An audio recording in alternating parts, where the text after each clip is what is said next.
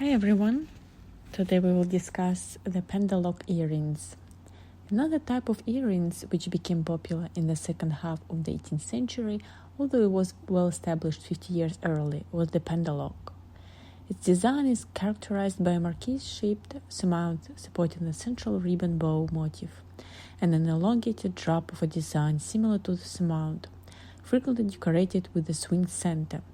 Variations include one model which has a more elaborate central section with a combination of bow and floral spray motif and pear-shaped drops. The pendeloque seems to have come into fashion because its elongated outline counterbalanced the extreme height of hairstyles around the 77. This style reached its peak among the upper classes in 1778.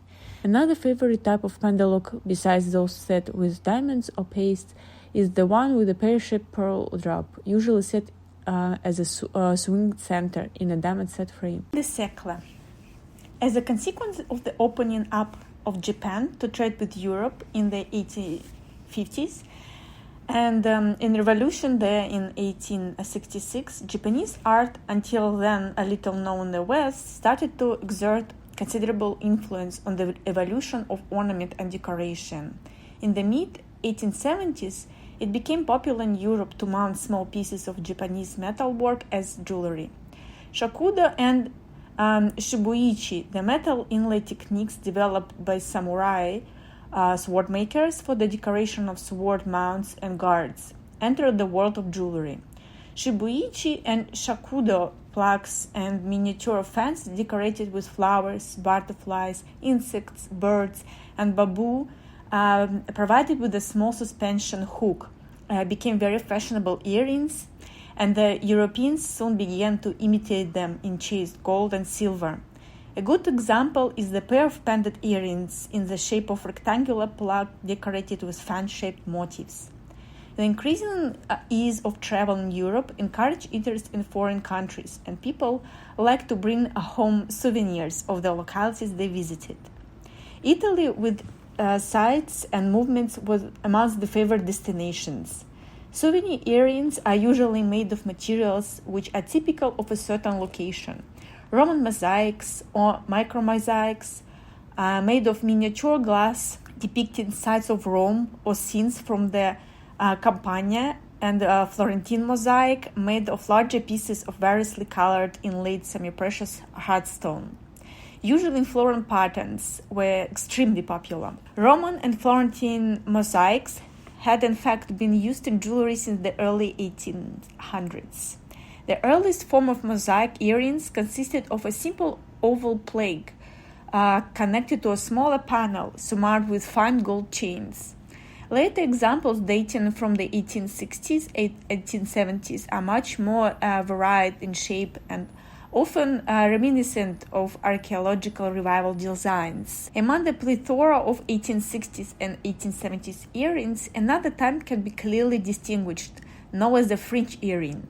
This usually consists of a circular or oval surmount above a fringe of articulated pointed drops.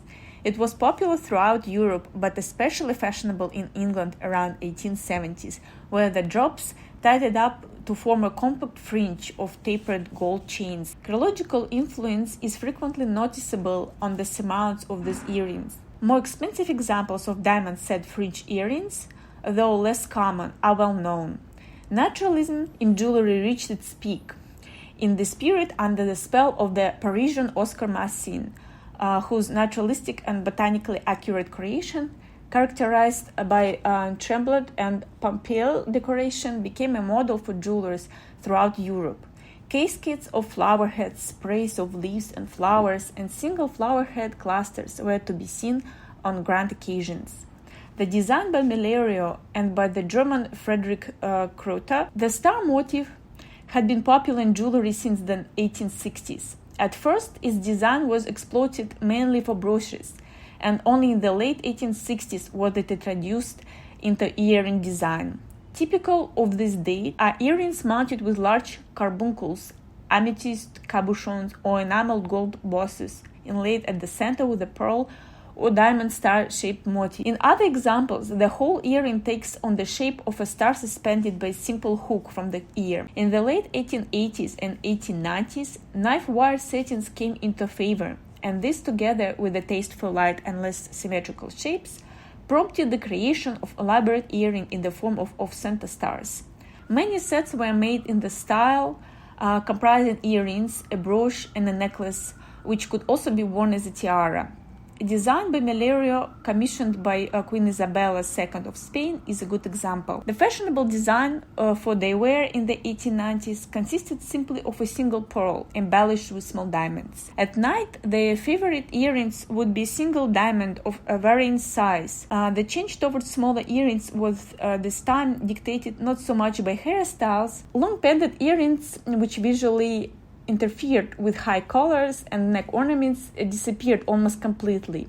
These few pendant earrings of the 1890s were of modern size, in the shape of very delicate pearl and diamond articulated drops which moved and reflect light. The discovery of the Cape diamond mines in South Africa brought a plentiful supply of fine stones onto the market.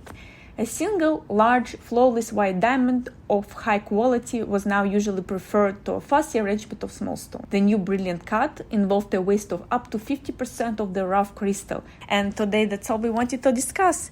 Stay tuned for future podcasts. Goodbye.